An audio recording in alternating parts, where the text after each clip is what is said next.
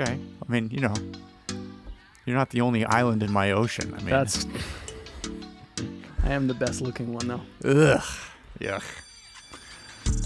Welcome back to Sermon Rewind. My name is Todd, and with me again is the man who keeps bringing us to the dinner table for a big helping of elephant in the room stew, Jordan Hall. Wow. There is no better intro than that. You like that? Yeah, that was great. Okay. It's a one-timer. We're not I'll going to take do it it again. So we are still around the dinner table. Mm-hmm. Few more courses. Couple more. Couple more. This week we are talking about, and we will talk about pro-life. Mm-hmm. Again, multiple texts, as you are wanting to do lately. Yeah. Right? Which is good. Always good to have multiple texts. And your big idea was to be pro-life is to live as if every stage of human life is equally significant. First and foremost, short answer. The fact that Christians have labeled themselves as pro-life. Sure. For quite a while. Yeah. Problematic on many levels, yes? Only if you are not, in fact. Okay. Yeah. Oversimplification? Can be. Okay. Yep. Too narrow a focus? For sure. Okay. So let me start there. And you kind of laid out, you read us a statement from the Catholic Church, Mm-hmm. A very well-written statement, sort of covering the gamut of a lot of different things. Yeah. I won't go through all of that, but it was kind of if I will, a laundry list of different kind of categories of humanness. Right. Right? So, for the most part, is it fair to say that we, the church, have simply failed to follow that mindset, given that our convictions, our actions, our voting, that's a sort of a combo that you said, have been fairly inconsistent when it comes to demonstrating equal significance across every stage of human life? Sure. We're very passionate about some, Yep. kind of ignore about others. Is it fair to say that we've just kind of failed to follow that thing? That's a tough one to answer because really all I can do is speak into what's immediately in front of me, which is a very kind of isolated small area here on the West Coast in the United States. So I would say in the sphere of my, visual and in amidst the people that I know, I wouldn't say that it is that we failed, but we have allowed political, social, cultural agendas and, gatekeepers to navigate what it means for us to be pro-life. So we've become this very marginalized understanding of the term. And so part of what I wanted to say on Sunday was I want to redeem the term and I want to challenge the church to live into it more broadly and more fully than they have. So I don't know if I could say that they've failed at it, but they've certainly allowed themselves to be purely isolated to one particular group of people at one particular stage of life. Okay, fair enough. So on your first point, you said the church must believe that all life is sacred. Mm-hmm. You talked about Psalm 139, verses 13 to 16, and Isaiah 46, verse 4. And you talked about the idea that believing is sort of a process. There's the acknowledging of a source of authority on a subject, and then there is a longer process of something changing our heart and mind, Mm-hmm. so that it becomes sort of infused into who we are, and then resulting actions. Yeah. Okay. So that's something that people could probably say, okay, yeah, sure, I get it, right? All of life is sacred. And you and I have gone back and forth on this because you said heart and mind, right? There is a feel piece, which partially you critique, but we also, again, acknowledge that humans are emotional creatures. Sure. There is a feel connection piece to things. Yeah. Right? As a pastor, do you think people are willing to acknowledge that they just don't care about certain phases of life? And would it make your job easier if people just laid that on the table? I know you wouldn't be happy with that, probably, but if people just came up and just said, yeah, I know all life is sacred, I'm just not feeling it for certain things. It just doesn't register with me. Yeah. And yes, I would love it if people just own that. Man, there's so many thoughts that come to mind right now, but yeah, I would love it if people own that. I want to give some grace to the fact that most people are probably not saying or feeling or thinking that I don't care about them at all. It's just there's always a sliding scale of interest, right? There just is. You're going to like some people more than others. You're going to be passionate about some causes more than others. You're gonna be devoted to certain things with a very limited amount of time, energy, and resources to some and not others. It's about challenging why, how, and for what good reason we choose the ones that we do.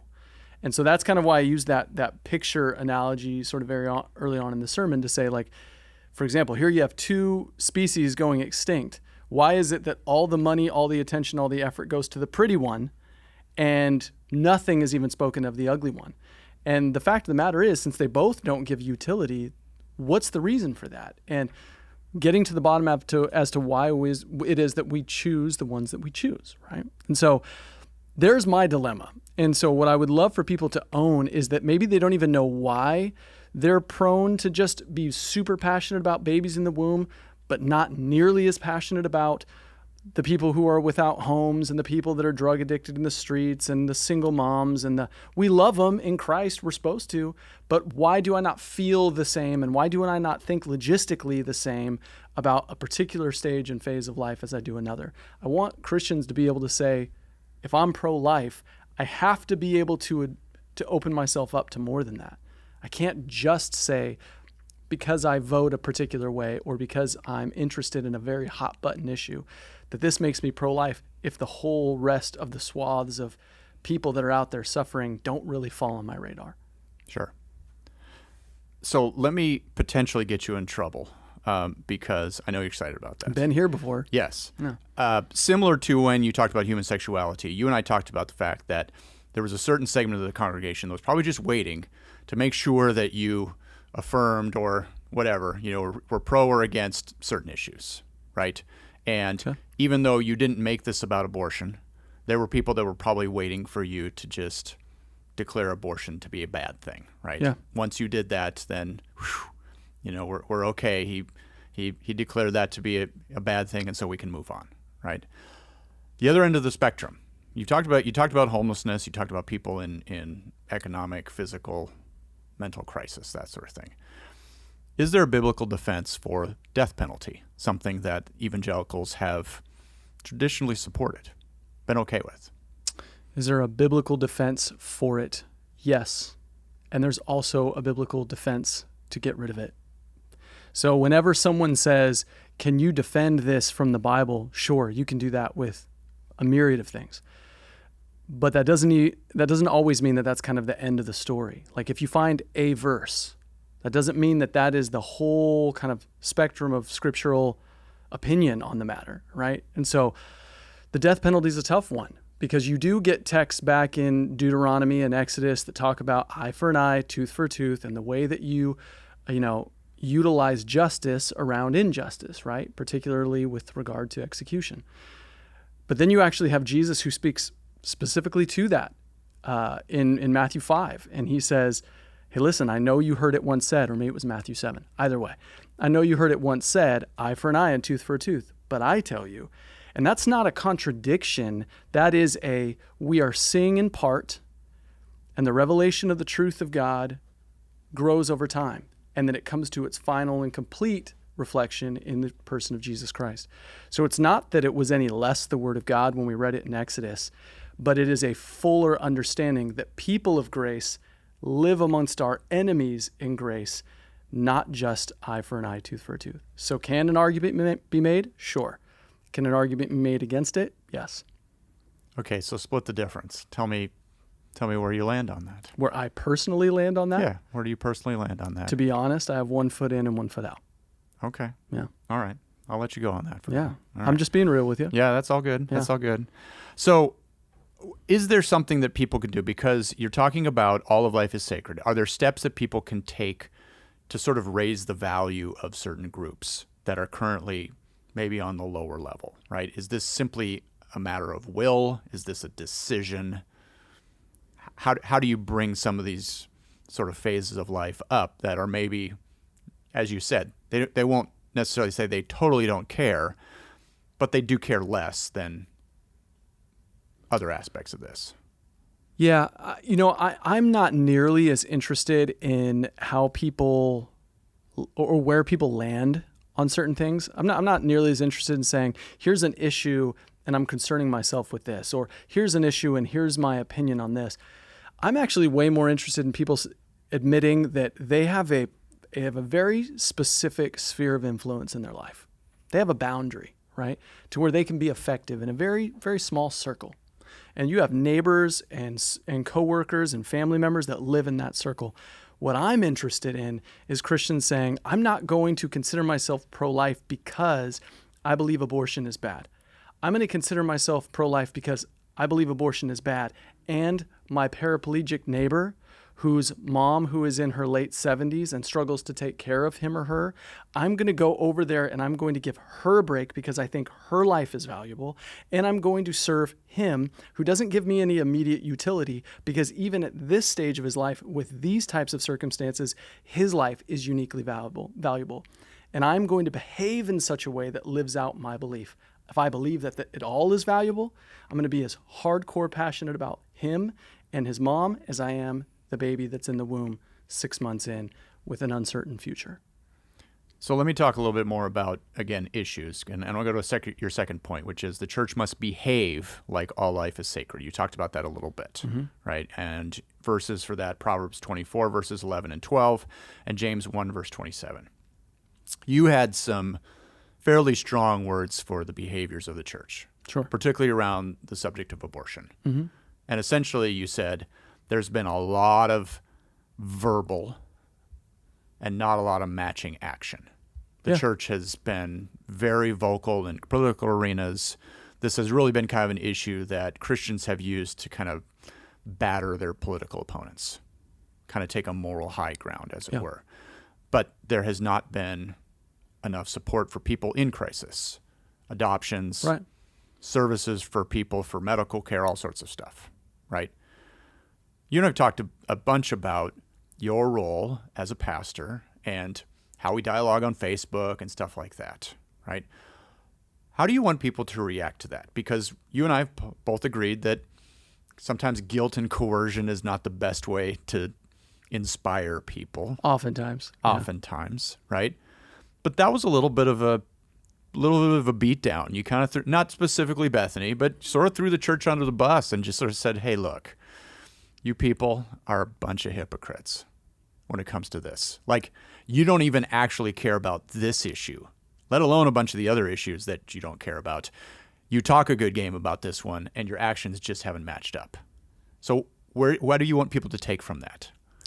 Yeah, truthfully, not guilt, shame, or coercion at all. I want to just be honest about something that we pretend is not there, right? I ended up for the last couple days going back and forth with a particular member in our church about statistics that were used, right? And sort of giving me a deluge of statistics that this person believed were counterintuitive to the things that I had said and were proving me wrong. And the reality is, just the fact that there is so much statistical analysis to argue in this specific realm should tell us that there are a lot of people paying close attention, because the numbers of profession to the numbers of action don't add up. So whether or not you want to get down to the percentages and the people number, I'm even less interested in that.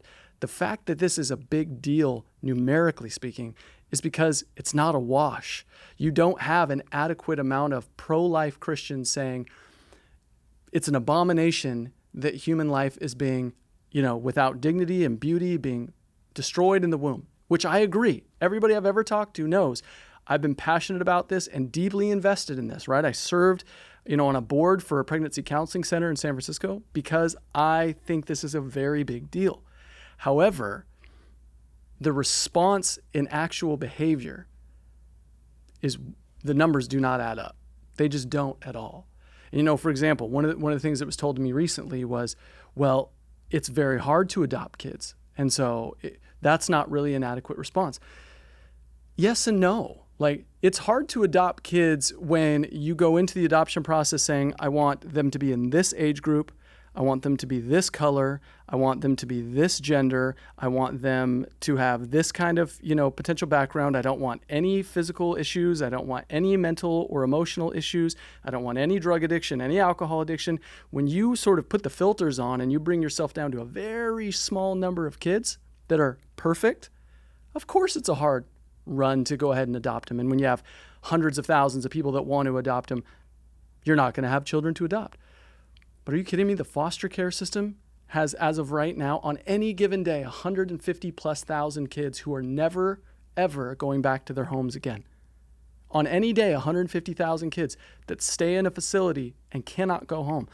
There is not a lack of opportunity to make a sacrificial effort to behave in such a way that says, I believe that all life is sacred. I believe that. So in my opinion, it's a cop-out. It's not true. And so I'm not harping on any Christians that don't. Hey, I haven't adopted a child. So I'm owning this space, but I think we have a responsibility to pull the blinds back and point at the truth and say, guys, no more hiding behind fake statistics, no more pretending like we're doing the right thing. There are still children in cages. There are still children without homes. There are still children in abusive environments, and there are babies on the way that will have nowhere safe to go. If we claim this to be true, our behavior must match up. That's all I'm saying. It's an announcement that we all probably were aware of, but didn't want to address or deal with. And no guilt, no coercion, but the truth. Okay, so you say no guilt and no coercion, Mm-hmm. just the truth. And that's easy to say to a certain extent because the way that a message is presented. How do we then hold each other accountable as a community? Because the part of my life is I'm a fundraiser. I'm trying to raise money right now for people that are trying to get off the street, and my fundraiser is doing horribly. Yep. Right? I want people to be excited about giving, but how do I convey that? Not just about that issue, but about any of these issues, because you can get very easily sort of burdened by the fact that there are needs everywhere. That number that you gave, which I believe to be true, is staggering, and it's immense, and it can feel like I don't even know where to begin. And that's just, again, one segment of it. How do we as a community sort of inspire each other, hold each other accountable? How do we convey those messages without it being guilt, coercion, pressure, or maybe trying to buy our way out with writing a check or something like that? Coercion states that I'm utilizing things that tug at your heart to get you to do a particular thing. I'm not asking everybody that says they're pro-life to go adopt children. I am asking, however, everybody that says that they are pro-life and that all life does matter across the spectrum, no matter what stage, I'm asking you to at least sit back and consider what it might look like for you to do some very sacrificial things. That's not coercion. That's just calling it like it is, right? We continually get bombarded with how can we make Christianity as a faith and practice of life super applicable, really easy, which is all code word for as comfortable as possible. How can we live this Christian life in a way that doesn't upend anything, that doesn't require some kind of radical response, that isn't counterintuitive to the rest of the world as we know it and life as we know it? And I just don't think we can actually do that.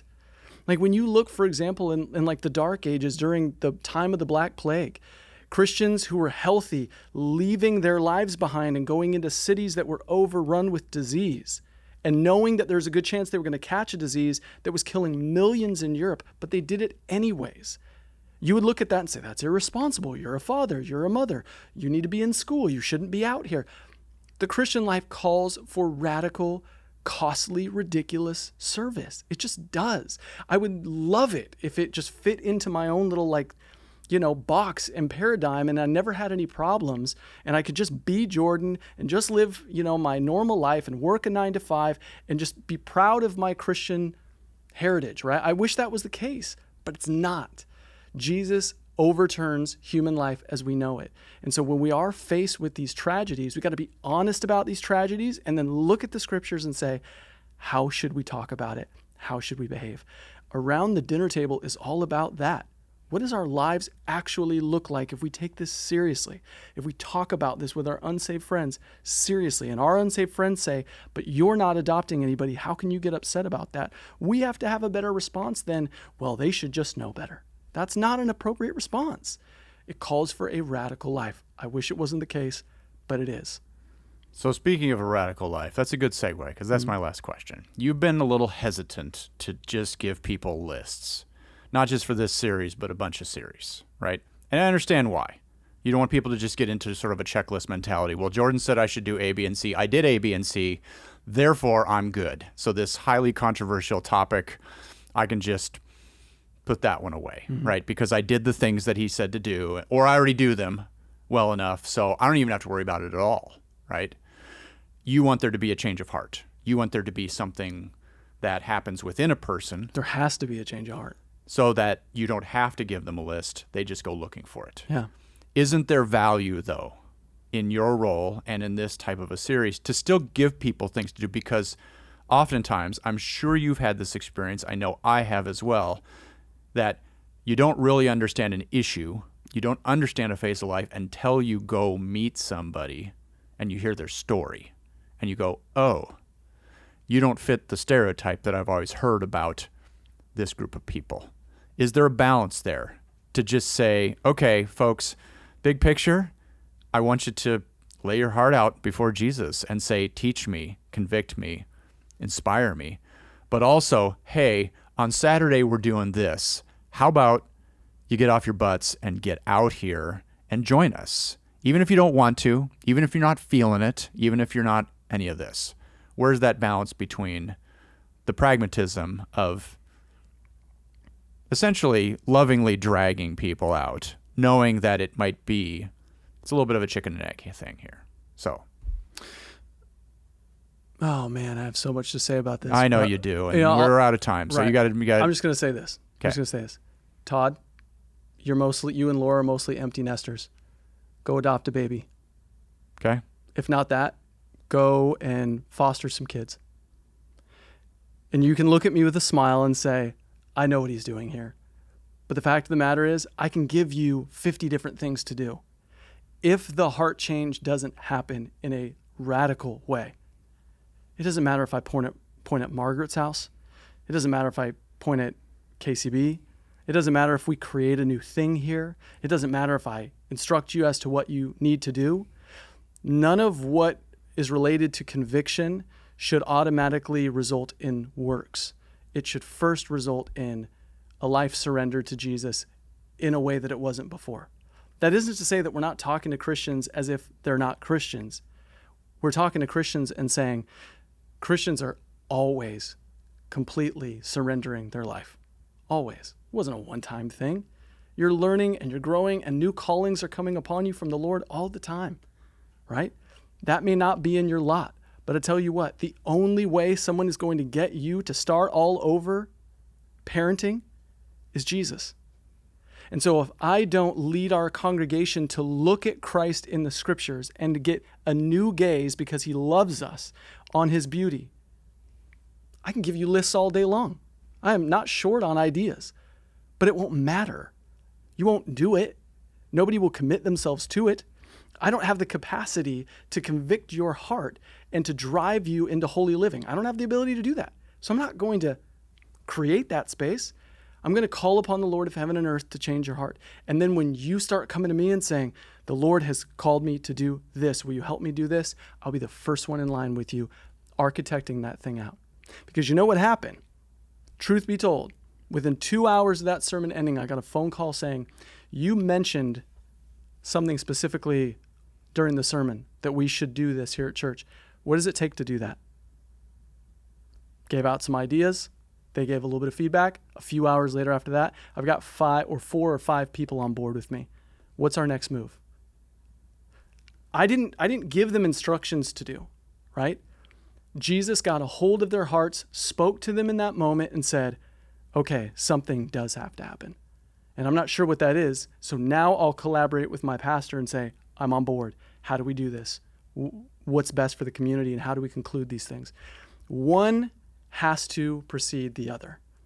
And so it cannot be cart before the horse. I can't say, here's some tasks to do, guys. God bless you as you go. I have to say, look at Jesus. Let Jesus arrest you, capture your heart, and give you a new vision for your life. And then let's together, arm in arm, go and do some serious work here on the earth. That's how it has to work out. I was called or told that I was copping out plenty of times on Sunday because I didn't give instructions. But I'm convinced the fruit of having people convicted to the heart that Jesus is Lord and requires a radical response in their life, no matter what it's about. I believe that will result in good works. I do. It's Ephesians 2. Okay. Thanks very much. Yeah. Thanks for joining us on Sermon Rewind.